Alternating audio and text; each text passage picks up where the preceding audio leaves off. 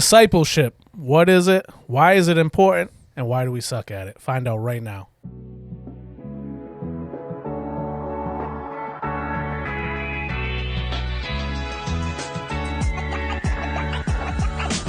Hey, what's going on? Welcome into another episode of the Not Safer Sunday podcast. I'm Josh, and I'm joined by my boys. We got Kenny in the house. What's up, Ken Dog? Not much, man. What's up with you? Not much, dude. I like. Yeah, I mean, we might have to do table stuff first, Yeah, but, I just have to say this could be moved up the list of my favorite Christmas presents of all time. No doubt. This might take out Muppets drum set. Wow. And, That's a leap. Ooh. And so, yeah, my boy Josh got me this custom Funko Pop for Christmas, and I am forever grateful. So I'm one of one now. You were very Funko-y. I'm Funko-y. It was good. So. It was good to make that. It was a lot of fun. It was a lot of fun to do that. And thank you for not giving me a bald spot on that thing. I tried. They didn't have that. That wasn't an option. Okay, good. Receding hairline wasn't an No, option. it wasn't an option out there. You don't want to offend anybody. I don't think. Good for me then. And Daniel, what's up, my man? How What's you going doing? on, brother? How you doing? I'm doing good, man. I just forgot. One of those little light signs. I just got one of those for Christmas. It says peace and love. So I want to hang it behind me somewhere. I forgot all about it. Taya gave it to us for Christmas. That's so, awesome. Yeah, was that like podcast reference gift? Or? I say peace and love a lot. Okay. So she was gonna put it in our Yankee swap for the Christmas event that we have, but we ended up canceling the Christmas party because Burrell was sick. So that's funny because I say love and peace. I say love and peace a lot. Yeah, dude. Copyright, trademark. This is ridiculous. That's gonna look good on the wall. Yeah, back so there. I gotta find a place somewhere back there to hang it. Peace and love. Yeah. I think it'll compliment. Maybe we Nice. can give it to the booth since they got nothing going on. Nah, they gotta step it up themselves, dude. Boys in the booth, what's up? Looks like they got. From my angle, I see some fly paper. That's a peek behind the curtains. What's up, Spence? That fake laugh is great. The real laugh's even better. Look at that. What's up, guys? What's up? Get on that mic. What'd you guys forget? You missed the mic for an episode Listen, and you're already we delusional. need two mics, okay? Like, discuss no, that's two. Yeah, we actually do. I got my limited edition Elvis hat. It's 2025, You are the hound dog. I'm the hound dog. Crying all the time. That's what I do. Johnny Digital, what's up, brother? I'll be getting so many Mr. Digitals or Johnny Digitals when I go to church now. So it's like, It's catching on? It's stuck. Do you like it, or do you need me to I don't change mind it? yeah. Oh, that's good. good. All right. Word. I like that. I got a Christmas update.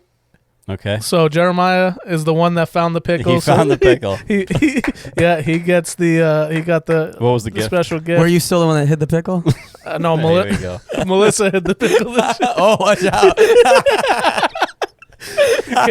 We can't do it. We can't do it. Yep. So he found that, and then the Christmas potato just was one potato It under appeared. the bed. It appeared and stayed there. And he asked, he was like, it's so funny because on Christmas Day, he came into my room and I'm like, was the potato under your bed? He's like, yeah, just the one. Just while he was expecting more, He was dude. expecting another A little potato. family of potatoes, dude. You should have had like a squash there. Like a Yukon Gold Telling and then you. a couple of those Oh, little yeah. mini potatoes, dude. A Red little one. family. Yeah, I was just so proud. My boy is so content. He was like, just the one, but it's okay. Ah, Just it's so great. Took off What downstairs. was the gift for the pickle find? It was just candy, just some Okay, candy. okay. Yeah, just a little bit of. Now, is it just like the three of you because your daughter's too small to participate in something like that? So Yeah. the three of you, she hides it, and then you two like tussle for it? Like try to find it? Yeah, it's more like she hit it, and I was like, oh, where could I this work- pickle be? Where could it be? I didn't know if there was any cousins or extended family involved. It's just, okay. We have it. The pickle has not Josh and spread. Okay. Yep. So the fix is in. The fix The is in. fix pretty is much. in. Okay, Yeah, the fix that's is good. in. That's Yeah. good. He doesn't know it yet, but the fix Yeah, is definitely the in. fix is in. I give it my best effort though. Oh yeah. Oscar worthy. Oscar great. worthy. I just picture you and Jeremiah like around the tree looking for this pickle. Oh, How long does man. it take? For him, instant. Like, nah, he's like he's on it, dude. Like He's sniffing it out. it's like you ever see the Terminator, dude? he's like, hey, look, Yeah, scope it. that laser beam hits that pickle, and he's in there. And remind me, it's in the tree somewhere? It's in the tree okay, somewhere. so yeah. so it couldn't take that long. Yeah, no, it didn't take too long. So, yeah, so the traditions are alive and well. It was a great Did Christmas. you pick up any more new traditions besides the pickle? No. I don't know if we could possibly fit anymore. We got the PJs, we got the pickle, we got the potato. What Love more? that. What more could it be? Nice. We're gonna find you some more for next year. I'm sure you will.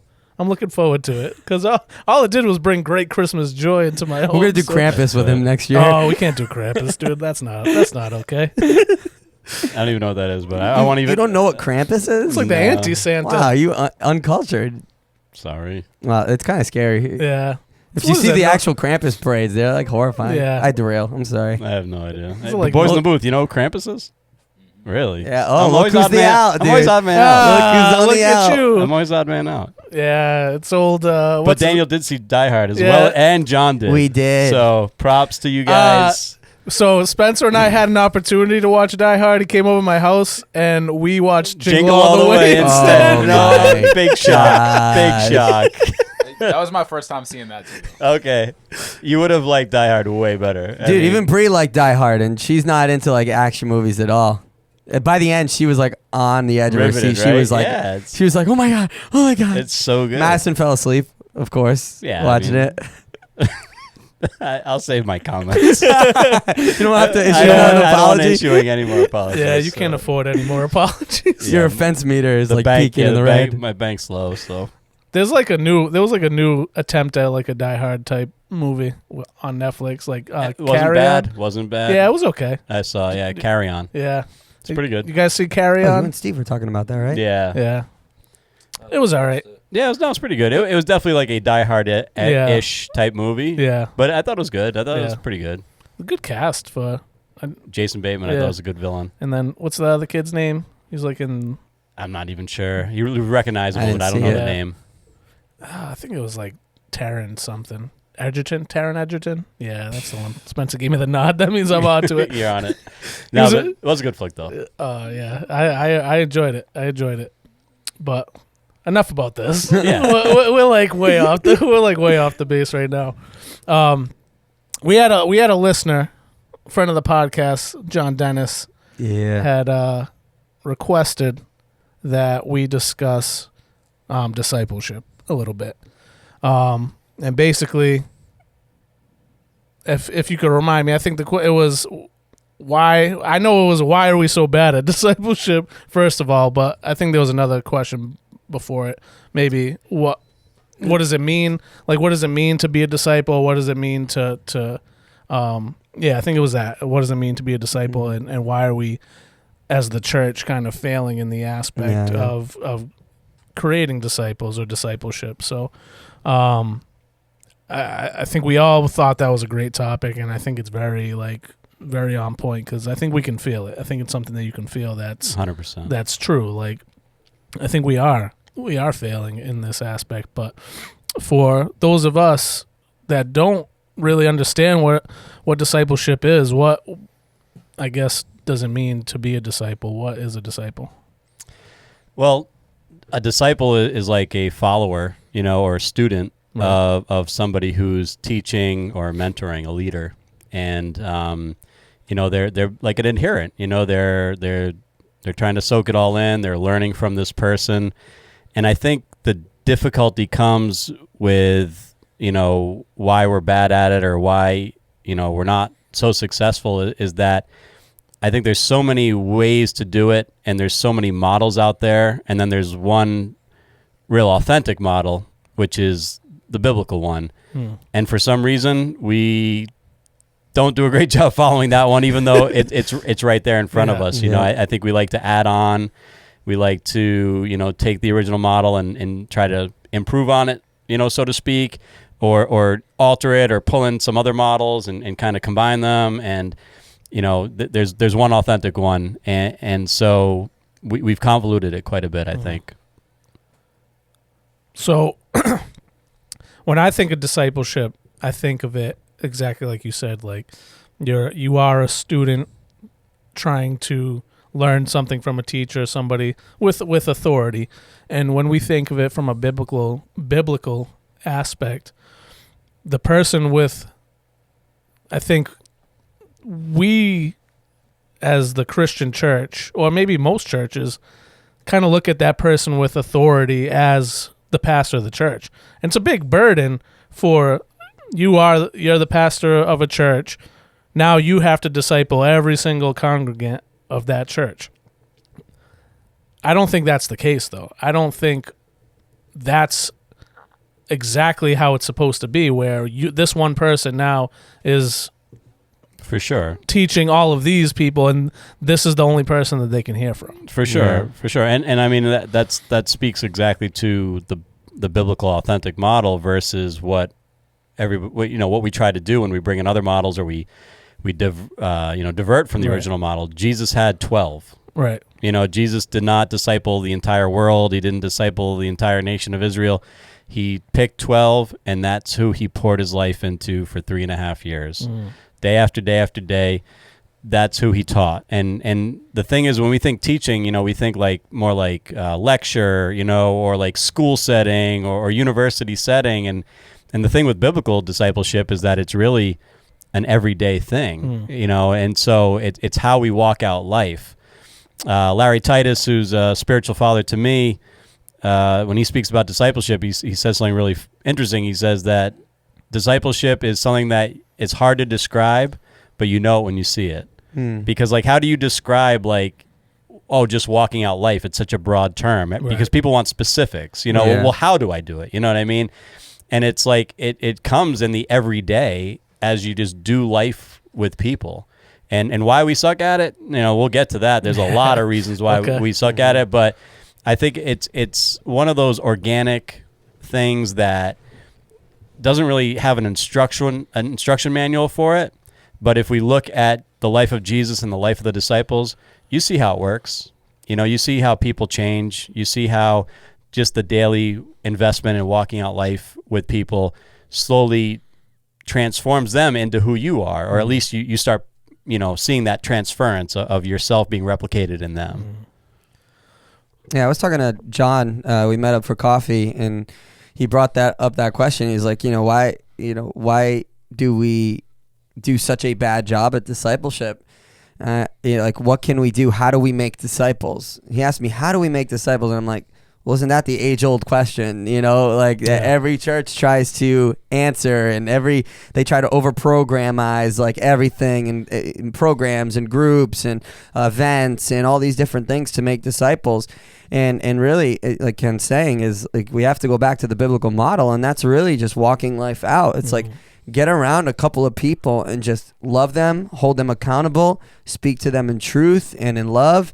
In peace and love, as some would say, and really just replicate yourself in them, and really you should be replicating Christ, right? Because hopefully you're living a Christ-like life, that when you replicate yourself in other people, that they're representing Christ in the same way. And we try to in our world and in our society, we're always looking for the how-to. The instruction manual, the quick YouTube 1-minute video. How do I make a disciple? And it really, it is so simple, but we overcomplicate it so much. And I think a lot of it is that the reality of it is just, it comes down to people just getting around other people in a very intentional way, and not just relying on preachers or the vocational members of the ministry to really make disciples on a Sunday morning during an hour and a half service, or during a Bible study, or during, it has nothing to do with any of that. Those are great launching points. They're great connection points. They're great rallying points, but that's not where disciples are made. Disciples are made in the everyday and walking out life with one another. Right. Yeah. I think the programming thing is a key word, because I think as a church, we see a problem or a deficiency, and okay, what can we do? Well, we're going to create a program for this. So, all right, we're going to do a church-wide discipleship program, and everyone's going to have somebody to pour into and all that. But the key component is that somebody needs to really be willing. Yeah. Right. And so you can just program it and people can just kind of go through the motions and read the book or do the steps and do the check-ins and all that. But if you're not intentional, the key word Daniel said, if you're not intentional, if you don't really want this, love the kingdom, want to replicate yourself, obviously starting with Jesus in the life of another, it's not going to happen. And you're talking about the person receiving. You're talking about the recipient receiving that information.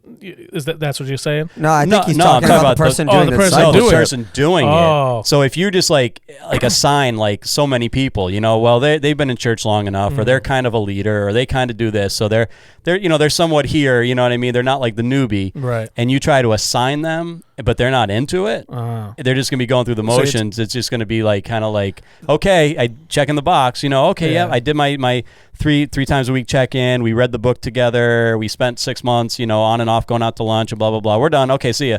Mm-hmm. That's funny that you say that, because I kind of think a little differently in that aspect of I think you're talking about a forced situation where now I'm telling you I need you to disciple, right? Because right. like let me give my boy Spencer as an example. Like, that's my guy. Like, I've known him for a long time. I don't think I've ever intentionally said I need to disciple this young man, but I can't tell you the number of times that he's said to me, "Oh, what you said has touched me in a way," or something like that, and I'm like, damn, like, this is not anything that I'm intentionally trying to do, but I think God's working because we have a close relationship. Yeah. So I think that's part of what you're trying to say is, instead of this intentional forcing of this, these natural relationships need to happen. Then God's going to work, because he pours out in me just as much as I pour out in him. Right, you know what I mean? Yeah. And that is a good, like, bond that he and I have, that we're going to have forever. That happened just because one day I started coaching him in basketball when he was 12, 13 years old. And it just grew into now here we are, and we have this discipleship of one another, but it wasn't anything that's forced. Right. And I think that's like kind of the key point, is that who goes into it saying, well, I'm going to disciple this person, right. And that's, again, that quote, discipleship, right? I can't explain it, but I know it when I see it, type of thing. Because who can go in and say, okay, I'm going to go and, like I just said, disciple this person? No, it's just an intentionality where you just start loving on somebody, pouring into somebody, like really paying attention to somebody, and taking somebody along for the ride, taking them to play ball, you're just pulling them into your life. So I actually think that's where I think people do think that way, though. I'm going to go and disciple this person. And I think that's why it doesn't work, because I think there are people that are like, oh, I'm going to go, I need to go help this guy. And they don't have a relationship with this person. And now they're trying to pour out into them, and they're trying to do all these things, but it's a one-sided, the wall is up because there's nothing else in common, or they haven't created just a genuine relationship with this person. So now there's a barrier up that's intentional or not. And now this person that is trying to pour out is now getting a little frustrated because it's not working the way that they had hoped. I think that's something that actually is happening. I could be wrong. No, I've seen it. I've seen it in a very opposite way, just in my life. So if you've seen it in that way, it's definitely an interesting highlight. What I've seen is, a lot of times you'll get mature Christians, been in the faith a long time. They've been poured into by countless people, have discipled them, have poured into them, spent time, brought them into their homes during a crisis, and walked out infidelity in marriages, and walked out situations, deaths in the family, loss of kids, and there's been so many moments of deep discipleship and relationship and accountability and love.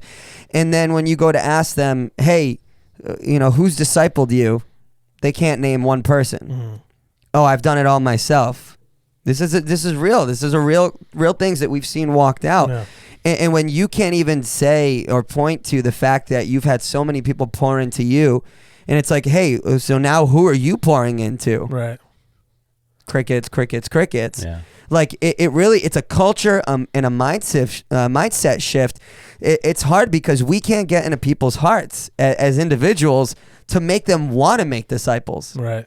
It's something that they need to own for themselves, and that they need to have a desire to do themselves. Like, we can overcomplicate it and really get intimidated by it. Like, I don't know the Bible enough, or my life isn't perfect enough, or I still have work to do, or I don't like people. That's still things I hear Christians say. I don't like people.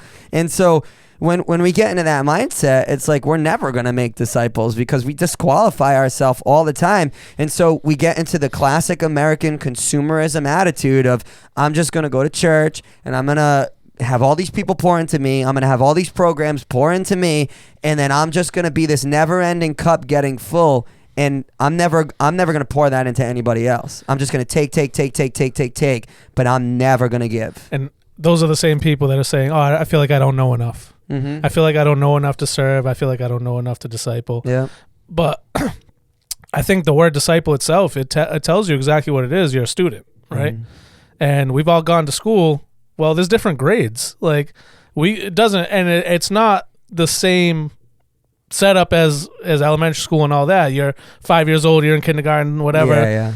Like, it's all about where you are in your walk. So I can be at a first grade level. It's a maturity and a progression. You know what I just mean? like school is. Yeah. I mean, I see the analogy. For sure. So I can be 50 years old and be at the first grade level of my 100%. walk. Mm-hmm. You know what I mean? But I can still pour out to somebody Yeah. that's a toddler, or you know what I mean? It's a weird way for me to put it, but that's how my brain works to make it make sense. To that analogy, Yeah. I heard or read somewhere, and I forget now, but it was this person that they were talking about discipleship, and they said that I think it's emotionally healthy.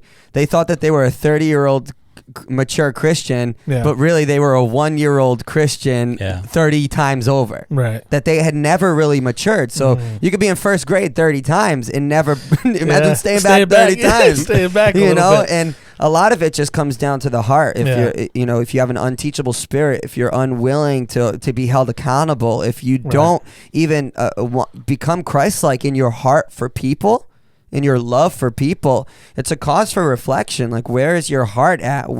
Because this is a command. Matthew 28:19 and 20. It's the Great Commission. Go therefore and make disciples.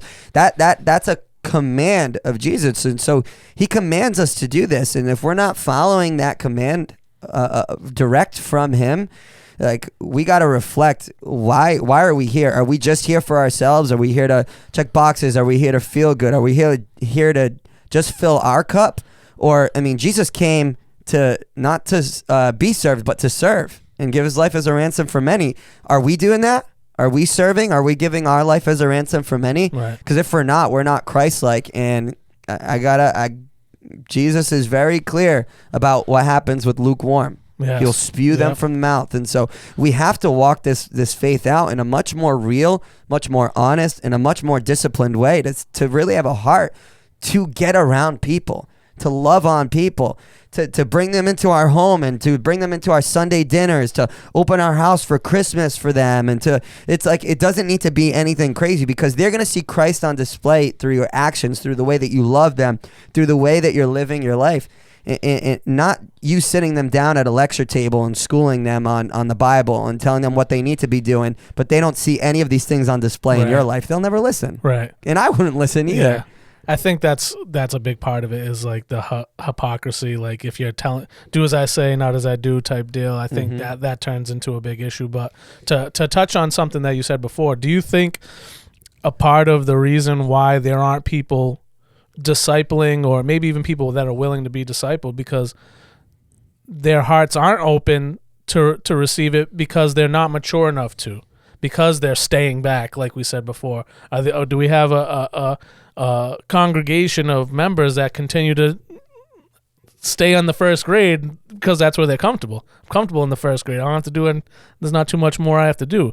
Do you think that's a part of the issue, why there's such a hard time making disciples? Yeah, I think definitely that's a possibility, because it has to be like complicit. You have to be complicit in it. You know what I mean? It can't be forced upon you. You know, so if you're not willing to allow somebody to get close to you and close to your life, it's going to be just about 100% impossible for discipleship to be effective, because the key word in discipleship, or the key component in discipleship, is relationship. Yeah. And without relationship, there can be no discipleship. There can be information transfer, and there can be lecture and knowledge and pass down and things like that.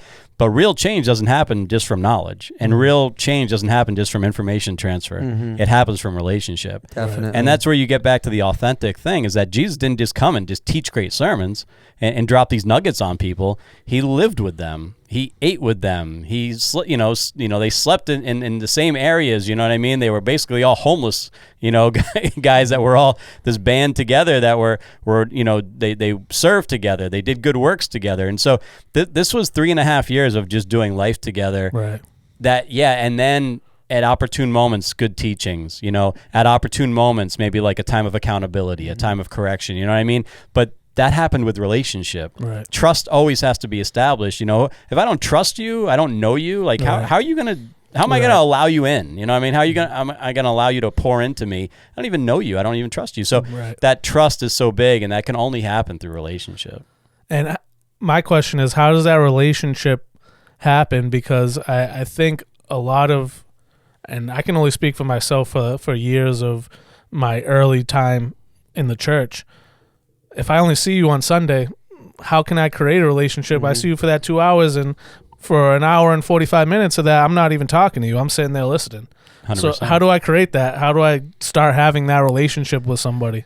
Well, and that's the thing with the model, right? Because, church as church, like regular Sunday morning and maybe like a midweek thing, I'm going to be honest with you, that's easy.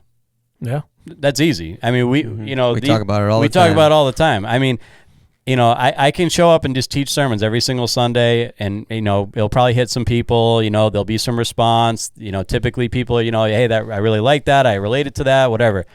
These guys can play incredible worship all Sunday, get people in all the goods and the feels and all that stuff, and just get them open for what God is doing. Yeah. And we could just do that every week, every year for the rest of our lives. Discipleship is hard work. 100%. That is the hardest work You're in the trenches of a church, because that is doing life. That's getting the call at midnight that, something hit the fan, you know what I mean? And my wife's leaving, my husband's leaving, or, this one's sick, or this happened, Discipleship is that relationship now where we are connected beyond just, a Sunday morning passing. We're connected more than just like a religious affiliation or a church membership. Right. We're here now. We're in relationship. Right. And so, and godly relationship, I mean, that's stronger than blood brotherhood. You know what I mean? We're connected now by Christ. We're all one under that banner, under that umbrella of Jesus. And so real discipleship is that doing life together. That's the hardest work. I say all that just to say is that I think that's why a lot of churches don't do it, because it's hard work. Yeah. It's easier just to show up and do your Sunday morning thing. Well, and I think a lot of churches too is like the leadership of the church makes up, such a small portion size of the church. They can't cut themselves into 200 slices and devote their life and their time to 200 people and their families and their children and their children and their children and their children, like the blessing says, right?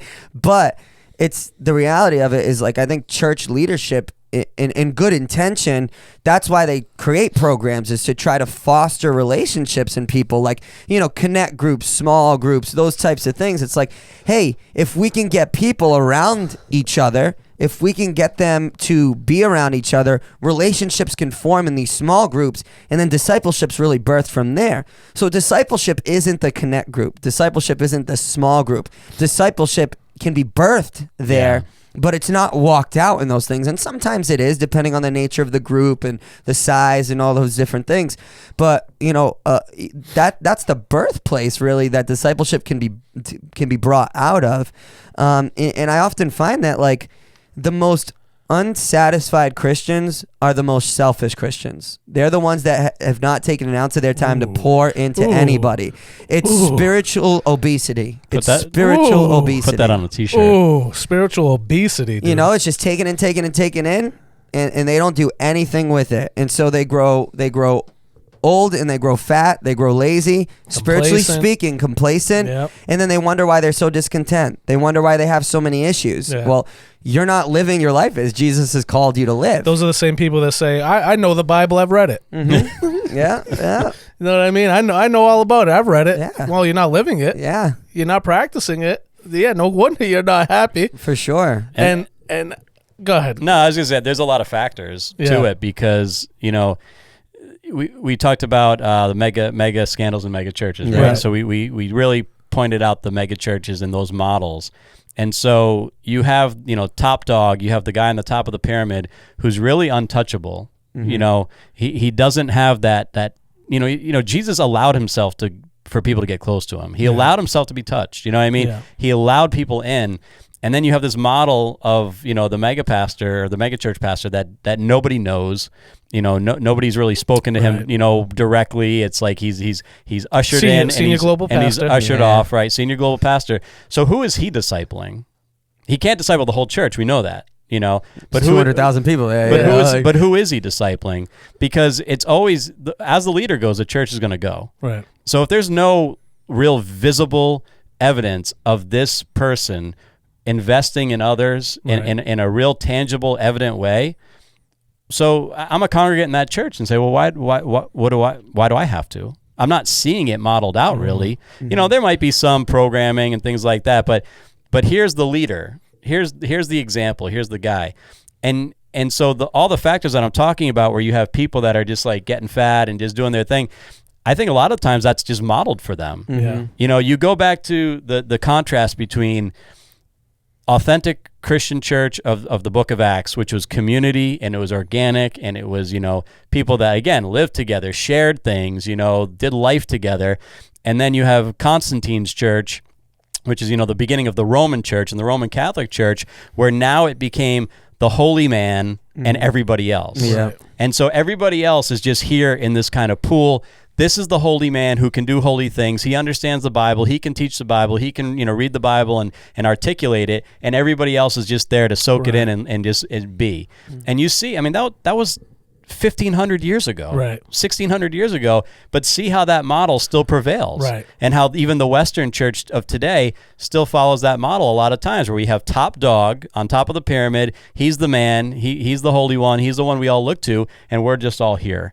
There's no real challenge. There's no real charge. The gospel is not really to be shared by me. That burden of sharing the gospel and making disciples is not shared by me, because I just show up on Sunday and I just see the spectacular show. Yeah. Right. Again, easy. Easy to put on a show, easy to attract people. We can do that all day long. We do it twice a week. Put on the show. We do a good job. Absolutely. But and I think that was like my original point is I think that is preventing a lot of people, because that person is unattainable to them. Like, I'm never going to be Pastor Ken.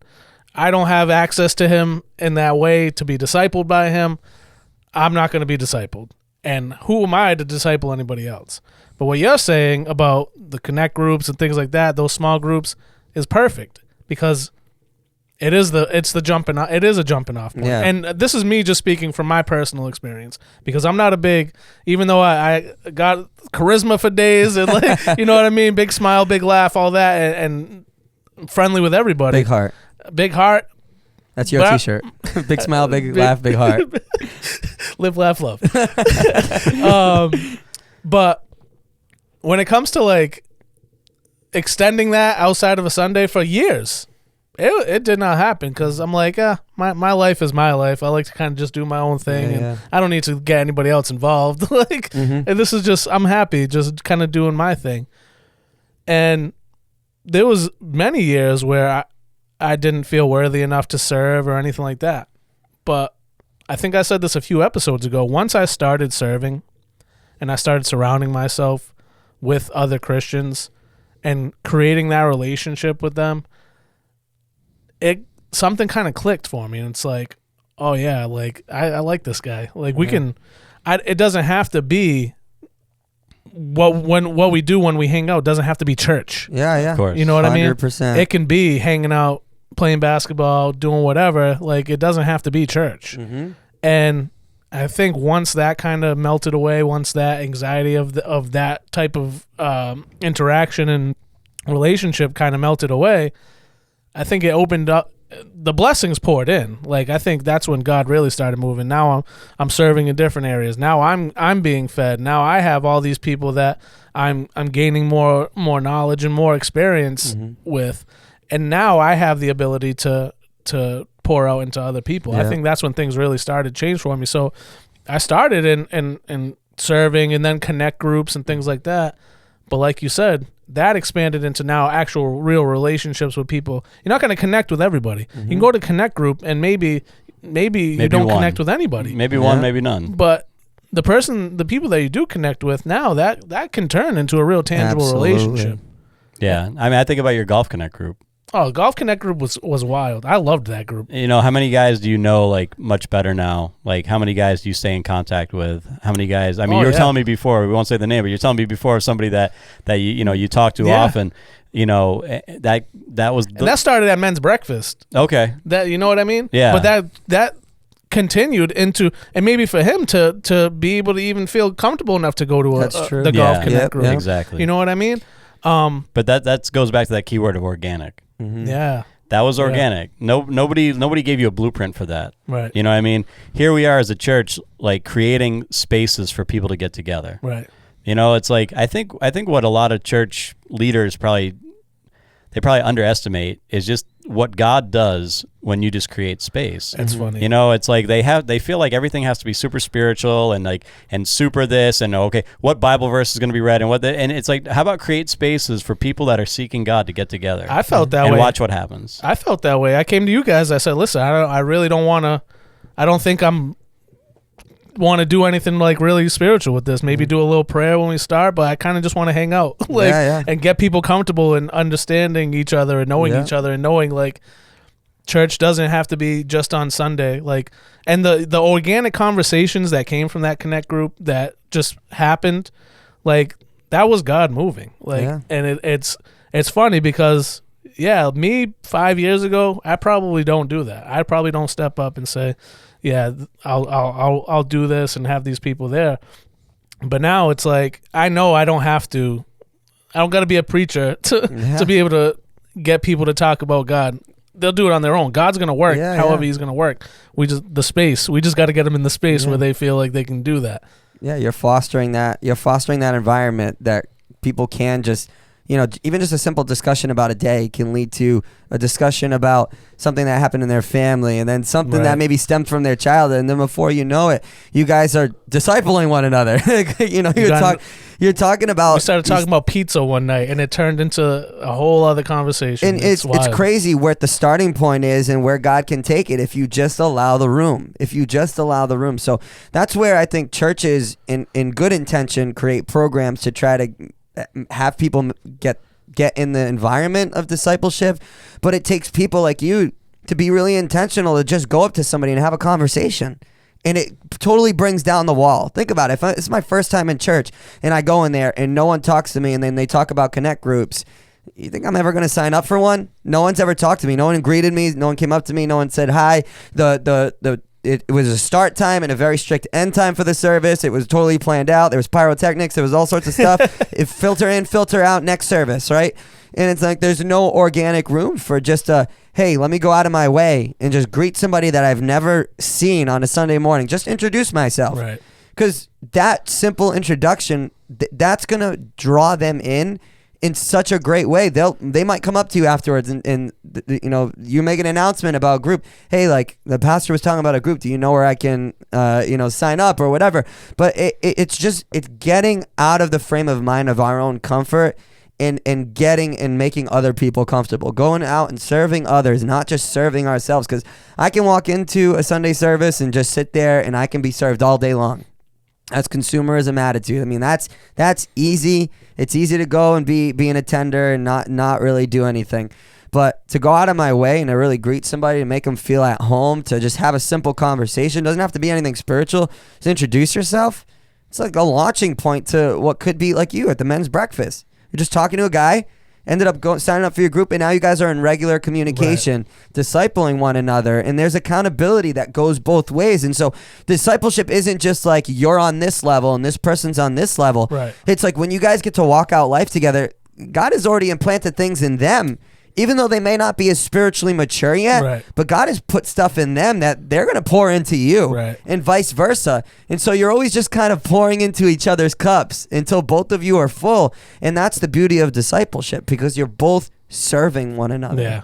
And I think sometimes you don't even realize like the impact that you have on people. 100%. Like for me, that's how I in my work, like I'm in a position of authority in my job. Mhm. I don't realize like sometimes like the amount of impact that I have on people in their lives. And then same thing with the church. You don't realize the people, what you're doing, what you're saying, how you're walking out your life, how that's impacting those around you. Definitely. And what does the Bible say? Don't let your sin cause your brother to sin, right? So that shows that there is an impact, whether it can be positive or negative. Yeah. Yeah, for sure. Something I always say, and something that we kind of talk about a lot is like, you can only reproduce who you are. Definitely. You know what I mean? And so I don't say that as a way to scare people away because like, oh no, like I have so much wrong with me, you know, but where is your intention at? Where is your heart at? You know what I mean? Are you really a Christ follower? Are you just kind of just showing up? You know what I mean? Because somebody who's a Christ follower is gonna, at some point, there's gonna be something that clicks that says, okay, like I'm doing life, I want to do life Christ-like. When you look at the New Testament, I mean, just about all the letters are about discipleship. Right. It's Christian living. It's teaching Christian living. It's modeling Christian living. It's Paul checking in with these churches, you know, that were planted and like, you know, following up. How we doing? How we doing? Encouraging them, you know, correcting them when need be, you know, teaching them. And so it's like when it clicks for you, the discipleship should also click. Yeah. Because it's like, okay, this is what my intention is, to live like Christ-like. Yeah. And now it's time for me to pour in, Right. to pour into somebody else. And that doesn't mean you already are living Christ-like. You know what I mean? Because it's like, I'm not perfect by no means. All right, we've said it enough times. Yeah, we don't even have to do the perfect argument. We're not any of those things. No. You know what I mean? There's still things that like I don't like that I do, and it's a work in progress. God's working on me, and He's gonna work on you the same way. You know what I mean? So we gotta erase that. We gotta etch a sketch that bad boy as to like. Yeah, no, that's not. Let's forget that. You do not have to be perfect. You do not have to be. For sure. You do not have to be Christ-like. You should be. That should be your goal. You should be aiming towards that's that it. and The working intention. towards that. Sanctification, right? It's a process. That's it's the intention. A daily process. Yeah. So how do we get to this process now, as the church? How do we get to the process of now creating disciples? Well, we've been really working on this for a while ourselves, and we came to a point in the last year or two where, you know, we find some frustration sometimes because we know it's what needs to be done. It's the Great Commission, and we desperately want to do it. But you can't just you can't program it, you can't overprogram it. So it has to be organic. Well, how do you really make or lead people to do something that's kind of organic, that doesn't come with the instruction manual? Right. Yeah, and yeah. we spent a year like really trying to invest in people and model it for them in such a way that that hopefully it would click, and then for them to do the same. Right. And sometimes, I'll be honest, we're met with great frustration. Mm-hmm. You know what I mean? Like Daniel said, like the kind of the anonymous story, of like somebody who'd been poured into, and then, oh, well, who really discipled you? Like, oh, I don't know. God did. Like, where was he? Like, I didn't see him, and so I think it just has to be modeled and then modeled again and then modeled again. And then for a church, for focus, that's why we focus so much on relationship, because that's where discipleship is born out of. In the Western church today, like we're making an idol out of worship. Definitely. And like everything now is about this, like, this worship set, and like, oh, did you, I was so touched and I was so moved and I was so this and I was so that. But as we all know, that feeling dissipates 100%. shortly after, sometimes by the time you get to the parking lot. You know what I mean? Even before then. Yeah, we don't live on feelings. You know what I mean? Through the announcements. Yeah. Worship is great because it takes us to that kind of upper room atmosphere, and it makes us open to kind of hear from God and maybe feel like, the Holy Spirit speak in certain ways, but we can't live on that. You know what I mean? Yeah. So we've made an idol out of worship, and there's also been, and people might totally disagree with me for saying this, but there's been too much of an emphasis on evangelism. Because you have, where maybe part of it's social media driven, but I see it all the time. 100,000 accepted Christ at the stadium in India. Okay, so now who's going to disciple them? Yeah, I'm serious. Yeah. Because just because some hands went up, I want to accept Christ, I want Jesus. Yeah, we know salvation is the key. It starts there. Right. Who's going to disciple these 100,000? Because Yeah. I'm going to tell you what's going to happen if nobody disciples them. It's gonna be 0 next That's week. that seed. That's that seed on that shallow soil, boys. Yeah. That's exactly what I was about to say. That's the seed that gets on the path and either gets trampled or stolen by the birds or choked up by the thorn, by the cares of this life. Yeah. And so we've made such an emphasis on the big production of things and the end result and the show. And it's like, yes, 100,000. Oh my gosh, I can't even fathom that number. 500,000, That's the easy part. Yeah. The tent goes up, the evangelist comes out, he knocks everybody dead. People are crying. They're on their knees. They're crawling to the altar. I'm serious. Yeah, I know. I've seen it. The bodies hit the floor. We can all feel good about that moment. And then tomorrow, the tent goes down. The evangelist packs up and leaves town. He goes on to the next town.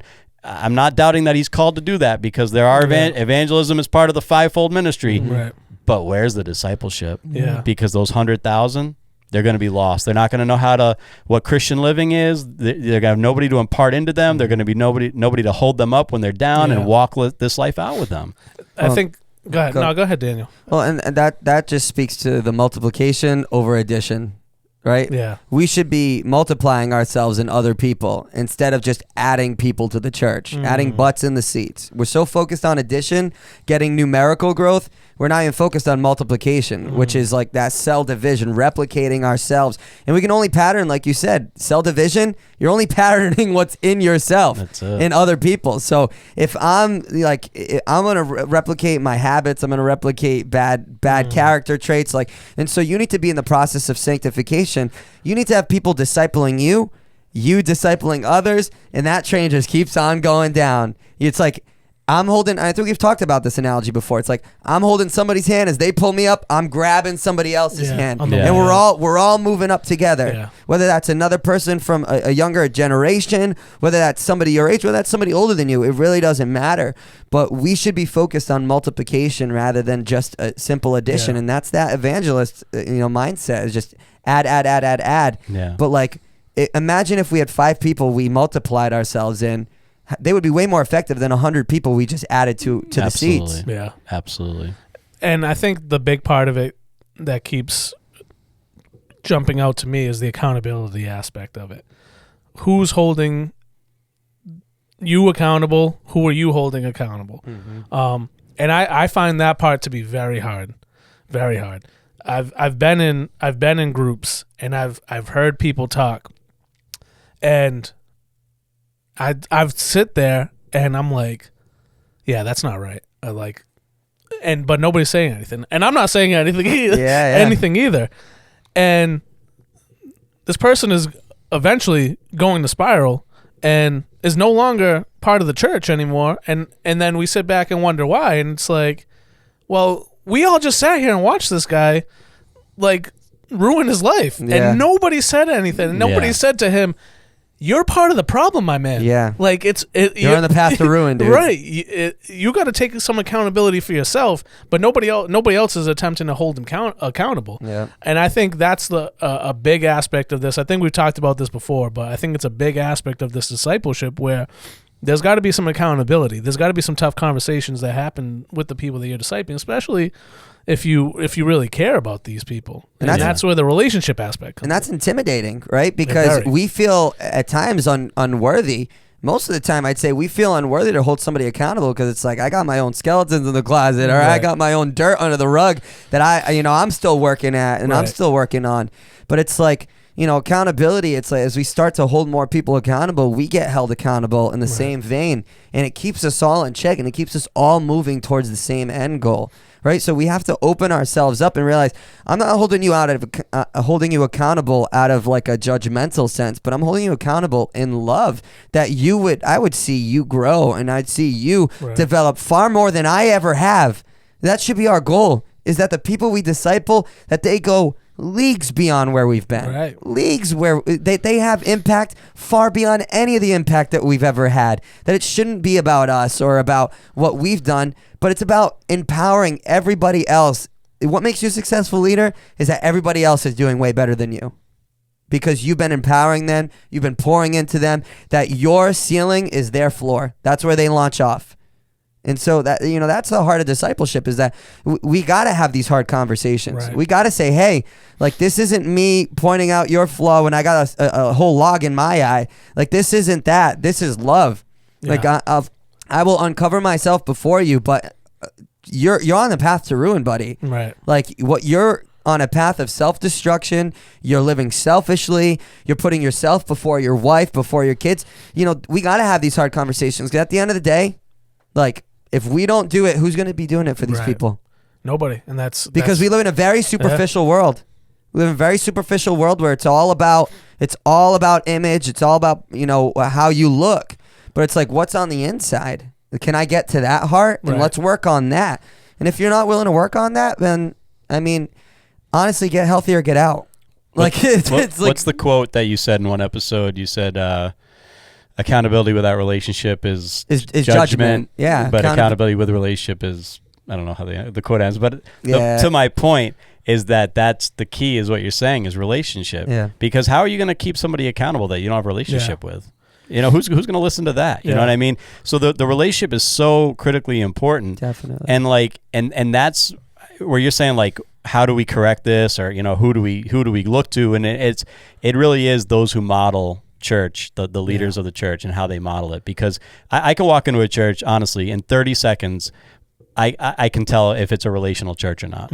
30 seconds. If you can just tell right away if it's all really superficial or if it's really meaningful and intentional. Yeah. Just the way that people greet you, the way that people talk to one another. And so if we're going to be effective at discipleship, it has to be relationship. And relationship is dangerous. It's messy.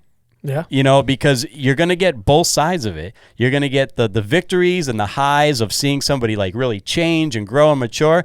And you're also going to, you're at risk of really seeing the dirty and the terrible and the falling apart and, like, just the bottom of human life, you know what I mean? And the depravity that we can get to. So you got to be all in or all out. You can't half-step it, or else it'll be very, very superficial. And I've heard way too many stories of, people that maybe transfer from different churches, and they, it's like, yeah, I really thought they loved me, and then my life fell apart and nobody was there. You know what I mean? Yeah. It's like, well, go ahead. In the same vein, trying to remember my point right now, and it's it might be gone. I'll come back to it. I'll go. I got it. Can I say something controversial real quick? Go for it. Do you guys mind if I say something controversial? This is not safe. It's not safe. Less safe. So I'll say, especially if you do have a family, I think your first opportunity to be a good disciple is with your family. And I think a lot of people are failing in that aspect 100%. of Definitely. discipleship, is with their family and their kids. Because I can guarantee you, because it happened to me when I was a kid, you're being preached to from your parents about peace and love and compassion and all that. And then your mom's turning around and smacking you in the face when you're a kid because you're being too loud in the back seat or whatever. You had it coming, dude. You probably did. I probably did. But that's, if my children are ultimately the disciples, my first opportunity to disciple, well, I need to be mirroring God in that aspect, or the gospel, like how to behave, how to act, how to deal with these hard situations. And if that's not happening there, it's 100% not going to happen within the church. And if it does, it won't be worth it, because your home is suffering. It'll be inauthentic, like 100%. And anybody you disciple is going to see how you are in your home, right? See your kids, and it's gonna completely be a falsity, hypocritical. Right. And we've seen this on display so many times. People who are very religious in appearance, but yet their home and their family is suffering because they can't get their head out of their own metaphorical butt. To really make the heart work, and to change some of these character things within themselves. It starts in the home. Right. You got to pour into your kids. You got to pour into your wife. It goes back to what's wrong with the men. It starts with the men. It starts with the men. And if men aren't stepping up, the whole family is going to suffer. Because discipleship is already going to be so messed up in that home, because the man is neglecting their role to lead. 100%. I don't even think that's a controversial statement. I think it's not controversial. I think it's completely on par. Discipleship starts in the Yeah. home. Well, we're failing. We're failing in the home. Yeah. Well, no, I'm really glad you brought that up before we close because, it is. Everything starts in the home. You know what I mean? And so, again, if you can only replicate, what you are, Right. what you are starts at home. Yeah. You know what I mean? And that's why, we've always been ones to really invite people into our home. Whereas, unfortunately, you see a lot of church leaders, it's like, again, we're here and they're there. Separation. Yeah. And it's almost, I think, like a subconscious, like shield, it's like a subconscious thing is like, I can't let them see, or I can't let them in. And it's, again, going back to authentic discipleship in Jesus, he allowed people in. He allowed people close. He allowed, yes, we know he's the perfect Son of God, but he was the Son of Man. And he, was subject to every temptation and every human experience that we were as well. He still let people in, though. Right. He got angry sometimes. He was overjoyed sometimes. He cried sometimes. Yeah. He was sorrowful sometimes. He never hit himself. No. He was always there. So he was able to live out this life, still allow people to be close, and the change happened because some of those disciples were roughnecks, and then they're just the most loving, godly. I mean, they weren't right. Saints by any means. They definitely didn't start off like that. No. Last point I'm making, I remembered the point I was going to make, and it ties in. Is like, Jesus had 12, but we forget that one betrayed him. Right? So even Jesus had a relational breakdown, and a lot of times it's like, we're scared to pour into people because we're going to waste our time when they walk away. Like if they walk away from all this time we've spent with them, and it hurts. It hurts when you've spent so much time pouring into people, being with them on the phone for hours, like having them and their family over, and you're talking about the relational struggles, and you're doing all this, and then everything that you've talked about completely flies out the window. They do exactly the opposite, and they walk away. Like, that hurts. Not only does it hurt, but selfishly, it's like, I could have done so much more with my time than feel like I wasted it on you. Right. But the reality of it is, like, imagine if Jesus said that about Judas, right. But he still, even knowing that Judas would betray him, kept him there for the 3 years he was doing ministry, walking it out. Love your enemies. Love your enemies. Jesus modeled that. Like, he knew Judas would betray him, and yet he still walked out this life with him for 3 years while he was doing his ministry. And so we can't be scared of the betrayal. We can't be scared of the time we'll waste if somebody walks away, or we can't be scared of these things.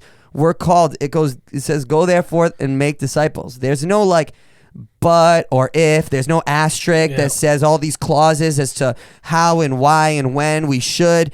It's go, therefore, and make disciples. There is no ifs and or buts about it. So if we're not doing it, we're not following Jesus' commandments, are we disciples ourselves? And that's the question we got to really ask. It's tightrope walking without a net. Yeah. You know what I mean?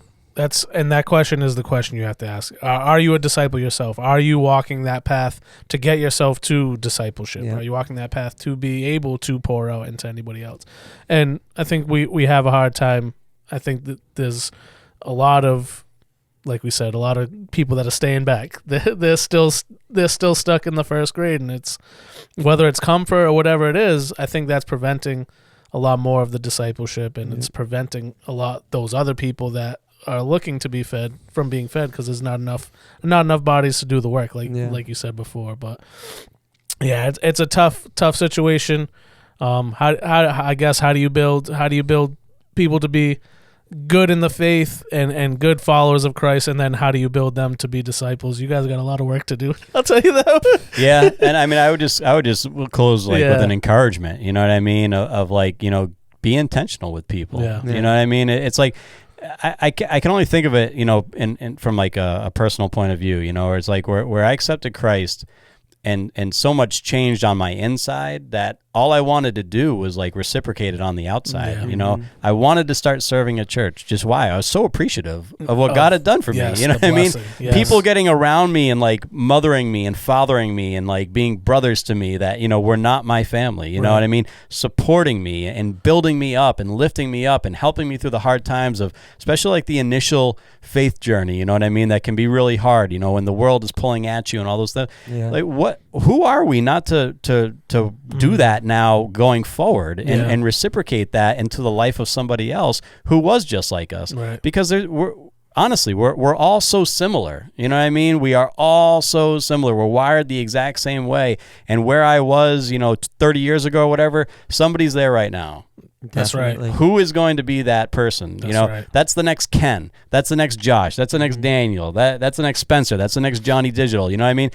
But it doesn't just happen. Yeah. It doesn't just happen. Yeah. We don't magically become mature. We don't magically grow past, the things that have once hindered us. I did so because at times that I needed it, somebody had me by the hand. I was able to call somebody in the midnight hour. I was able to really just walk alongside somebody. Somebody opened their life to me. Somebody allowed me to get close to touch, And so that's the encouragement, is that as believers, if we truly are believers, that we would be intentional with relationship and with people. We'd pray, seek God's guidance, and find that person and say, okay, that's my guy, that's my girl. That's who I'm gonna be with. I'm just gonna spend time with. When I'm going here, I'm gonna take them along. Hey, you want to come along for this? Okay, it doesn't have to be spiritual or churchy. Just whatever. Oh, you want to come for dinner tonight? Okay, let's go. Just be approachable, be touchable. With a different angle, if you want to be discipled and you don't know where to start, like find somebody like you look at their life, you see how they're a good father, you see how they're a good friend, you see how they're a good steward of what God's given them, you've seen how they manage their home and manage their life, and just go get around that person. Ask them, hey, can we meet up? And because I've had instances where people have said, I don't know, like I have no relationships, I have nobody who I can really, talk to about this stuff. It's like, just get around somebody you want to be like. Look at people's eyes and say, do you want to be like that? Just start getting around them. Say, hey, can we meet up? And have those conversations, and then watch relationship unfold from there, and discipleship naturally happen. Get in good environments, get plugged in around other men. If you're portioning all your time in the bar room just playing pool, well, you're not gonna really be discipled. Get out of there. You're never gonna. What are you doing? If you're in the basement at the basement bar, at the Dipper, at the Town Crier, Shout out Town Crier. Friend of the pod, Town Crier. If you're at the Dipper, friend of the pod, and future sponsor, you better just be getting pizza. Yeah, get some pizza. One bite, everybody knows the rules. So just get around some healthy people. Pursue relationship.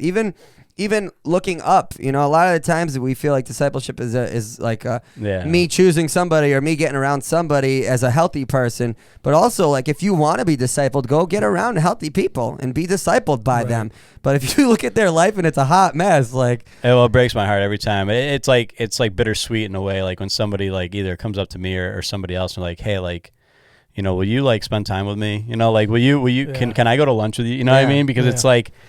And in some ways, it's like kind of you feel guilty. Like, why didn't I see them? Why weren't they like, glowing to me? But at the other sense is like, man, it like swarms your heart. It's like, okay, this person really, they want it. Yeah. You know what I mean? They want it. They're not afraid. Yeah. And that's what we need. We need more people that's like really that. Good. And I think just the reaching out, because like I would never know. Maybe I'm just oblivious, but I would never know like if somebody was looking for discipleship, like to be discipled or whatever it is. I would never know. But if somebody came and said, "Hey, you want to go grab a cup of coffee with me?"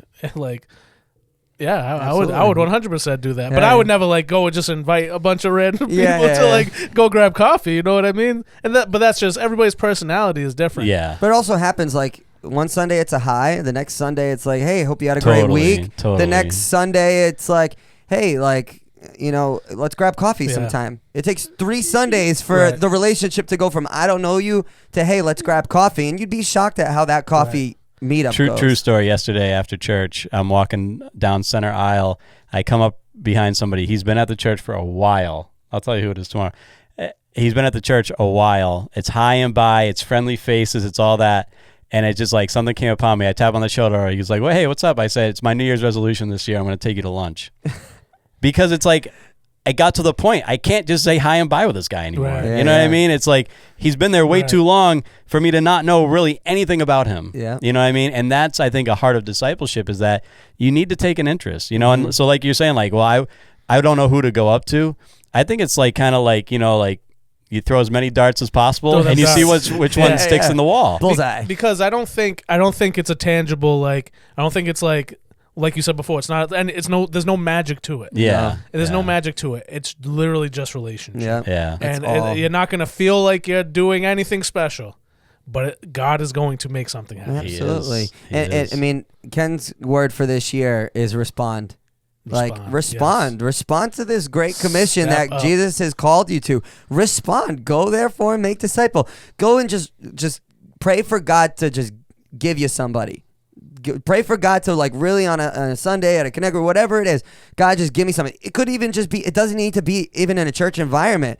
It could be a non-believer. And the best thing is a non-believer, because then you can get around them and you can teach them all about Jesus, even without really fully preaching the gospel having just to really yet. do much. You know, and they get to see that fully display on your life. So, you know, definitely just get around people. Pray for God to really give you the opportunity, and then just be aware. Be aware. Like Ken said also yesterday, is like God's speaking way more than we think. We just need to be listening. We need to be listening and then responding to what he has called us to do. And he's called us to make disciples. So let's do it. Let's just get around people, start building relationship, and watch what God does. I mean, the church would be unstoppable if we could just get our heads out of our selfish butts, I guess, and really, is that so metaphorical? and focus on just serving other people and loving other people. Yeah. It's really like we overcomplicate it, and it's really so simple. Break out of your box, your little box that you put yourself in. Break out of there. Yeah, Get out of your comfort zone. Go find somebody and just be a friend. A verse I was thinking of was John 1, 48. And where Jesus points out Nathanael, and Nathanael goes, "How do you know me?" And Jesus answered, "I saw you while you were still under the fig tree before Philip called you." Just like I noticed you. Mm-hmm. You know what I mean? And like, think about how many people are just waiting to be noticed. Yeah. But How special is that? I'm serious. How you know? special is that? Yeah. Serious. But it takes intention. You know, if I'm always lost in my own little world, and I'm just always consumed with self and everything that I have to do, and I'm never looking outside myself, I'm not going to notice anybody. Yeah. This episode, this is the one. Like, let it break that cycle of hiding in your box, and like break that. Just give it a shot. Go out, find somebody, and go have a coffee. To dude. quote friend of the pod, Peter Cabral, procrastination delays breakthrough. So Yes. start now, don't delay. Yes. That's it. Shout out. I will have to say, and I'm not making a joke, I swear to you, but your halfway house, that's discipleship. I swear I'm not making a joke, okay? Yeah. Wendy's at 12. Wendy's at 12:30, Vision man, boards. and just the fact that your door is open, that's discipleship. Yeah. That's the heart. You know, you just allow people in, allow people close. And so all my other jokes were jokes. This is really dead serious, okay? The heart of the halfway The house. heart of the halfway house. My new podcast. It's a spin-off. is discipleship. So good on you, man. Well, and that was a prayer we had from the start when we were looking for a home. We're like, God, just let our home be a home where discipleship can happen, where real, authentic relationship can happen. That was our prayer from the very start, that it would just be a home where ministry can happen. Yes, That ministry isn't on what we do on a Sunday. That's such a small portion, even though we do a ton on Sundays. That's such a small portion of what we want ministry to be. We want ministry to be in our home. So it's a fulfillment of prayer. It really is. My little halfway house. That's I can tell so many jokes right now, but I'm gonna hold back. I want to hear from the boys in the booth. What you got, boys in the booth? What's your take on all this topic? You guys have been crushing it today. Really all-star. What's Hound Dog got? Yeah, I got a little something. Nice. It's 2025. I got a couple words of wisdom. All right. Let's hear it. Spencer's words of wisdom. Drop in little graphic. the graphic. Drop in the music. The harp. Spencer's words of wisdom. I got you. Ready? So our listeners, this is producer Spencer. First thing, give your life to Christ. This is the way. Number one. Amen. Number two, drink your water. Stay hydrated. It's Eat your important. vitamins. Say your prayers. Number three, mind your business. You'll be all right. Mind your business. You'll be all right. Love it. Love it. 3 right. steps. We just said everything contrary to that, Spencer. We want you all up in somebody else's business. Oh, man. You know what I mean. You know what I mean. JD. What he was saying was the talk I got before going into high school, going into a public New Bedford high school.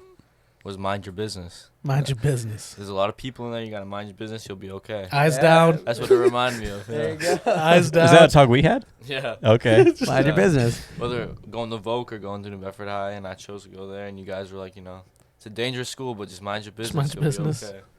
There you go. And you did pretty good. I did okay. Did you drink your water though?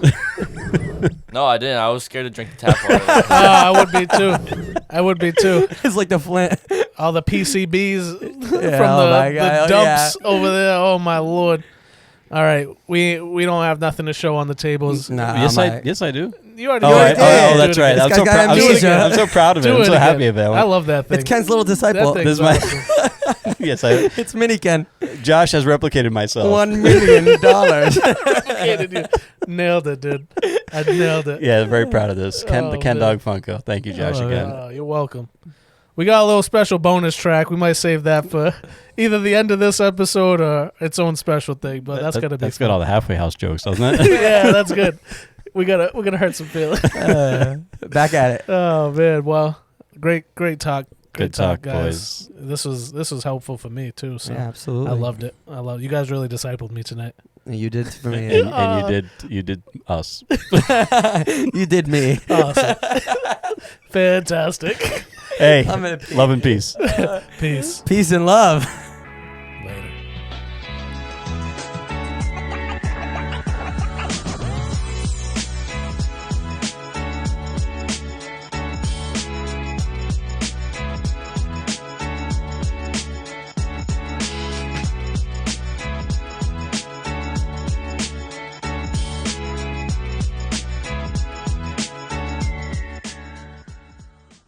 The Not Safe for Sunday podcast was recorded in the loft. You can find us on social media at NSFS Podcast. Audio editing by Spencer Barrowman. Video editing by John Walsh. If you'd like to join us for a Sunday service, you can find us at Conquerors for Christ Church, located at 972 Reed Road in North Dartmouth, Massachusetts.